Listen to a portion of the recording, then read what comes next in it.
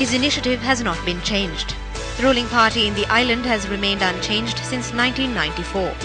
The opposition has continued to be in the opposition ever since 1994. Liam Fox was in Sri Lanka on the 3rd of April 1997.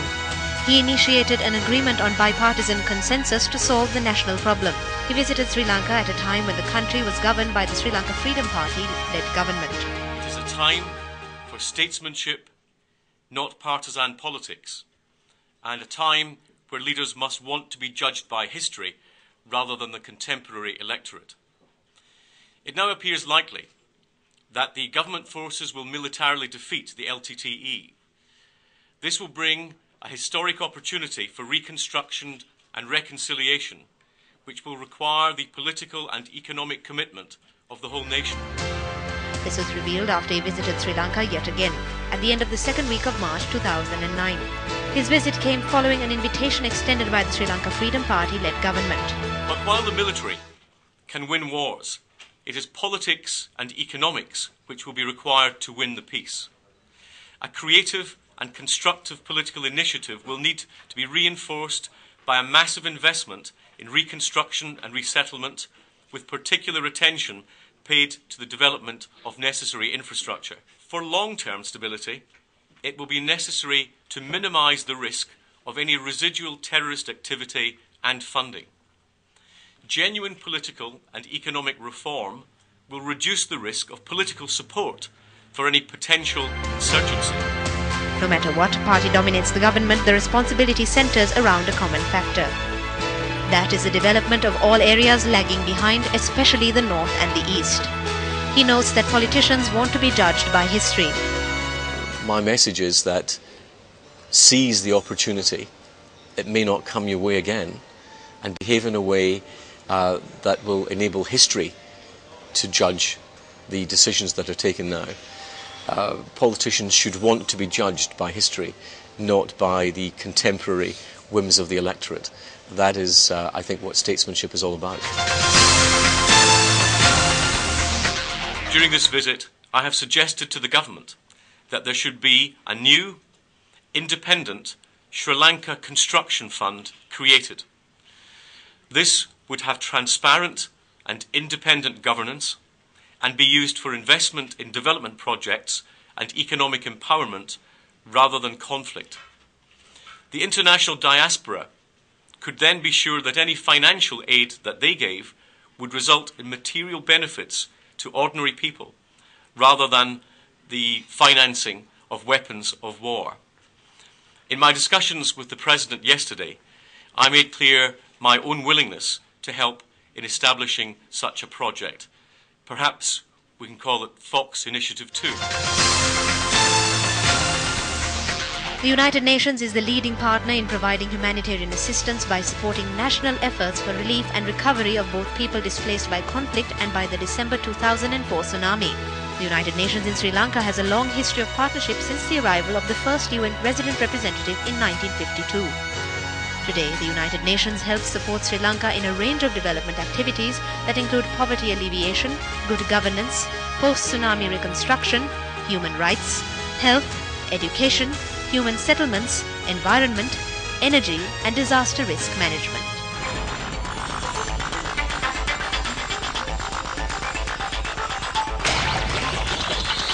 It's my pleasure to welcome Mr. Neil Boone, Resident Coordinator of the United Nations in Sri Lanka. Welcome to the show, Neil. Everybody talks about the UN. It's a football, really. Some people say good things about the UN, some people don't seem to like the UN. Perhaps it's because people do not know all the things the UN, is involved in Sri Lanka. So, just to start off with, could you tell us, when the UN set up office in Sri Lanka and sort of all the different things? I don't mean in great big detail, but a few examples perhaps of what the typical work that the UN does in this country. Yeah, I think there's misconceptions because the UN is a very ambitious project. You have the Security Council, you have the General Assembly, you have the various agencies around the world, and people know about that. And they sometimes view us in a very political way, and they don't understand the real practical work that's done at the country level.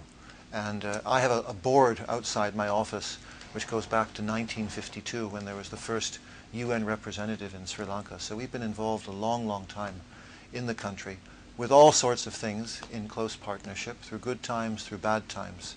I worked here first in 1984 and 85, and we were, for example, involved with Katunayaka Airport at that time through the International Civil Aviation Organization in helping upgrade it, upgrading security, safety, how long the grass should be so that the birds don't fly into the airplanes. We had a training institute as well on civil aviation. We worked on telecom. We had a project with the Sri Lanka Tire Company when it was being privatized. So all sorts of things like that. But UN still is involved in more technical industrial work like that. But for a country like Sri Lanka that's become a middle-income country, our focus tends to be different. And we deal more with issues of inequality, issues of poverty, people who've been left out of the mainstream. Because the mainstream of Sri Lankan society, the private sector, is doing pretty well. They're as competitive as any place in the world. So our focus is more on equity. So we have something called the UN Development Assistance Framework. It's covering the next 5 years. Right. It's budgeted at about $400 million. For the 5 years? For the 5 years, right. Yeah. And everything from doing work with small farmers in Monaragala, people who were more or less subsistence farmers, trying to get them into the marketplace, working down in Hambantota with areas that are still affected by the tsunami, getting schools built, improving water systems in those locations, working up in the plantation on health education programs. You can go down the line. And of course we have a lot of work on humanitarian issues. Yeah, before you get to that, I want to ask you a question about the development assistance that you talked about in various places, linking farmers to markets and so on. So how do you work? What's your work model? Do you work with various government agencies? Do you work with grassroots organizations? Who finally, disperses the $400 million of this money that you spoke of? Well, in a sense, all of the above. All the development projects are agreed with the government. In many cases, they're implemented in partnership with government ministries. In some cases, with the ministries actually dispersing the funds. Other cases, we work with grassroots organizations, with funds being dispersed through them. Sometimes we disperse the funds ourselves. We basically use the model that is most suitable for the situation. And I think that's actually one of the advantages of the UN as a development partner. We don't come with a political agenda. We don't come with a commercial agenda. And we have the flexibility essentially to implement, we think, in the way that's most likely to bring about benefits to the people we're trying to serve. Right. So you talked about looking at people who have been left behind, sort of the equality issue that you spoke of. Now, are you looking at sort of gender issues? Are you looking at or regional inequality issues? Or is there any particular focus? Well, both. We certainly look at regional inequality issues. I mean, apart from the conflict-affected parts of the country, you have 4 districts that are the poorest in Sri Lanka. You have Badulla, Monaragala, Ratnapura, and Nurelia. And that's a bit of a focus for our work. But we also have a theme. Let me stop you right there. That is without, Kilinochchi, Vavuniya, all the Jaffna, all of those districts, because they have not been included in the surveys of. I'm aware. So I said the non-conflict affected parts of the country. Sorry, I missed that one. Yes, yes.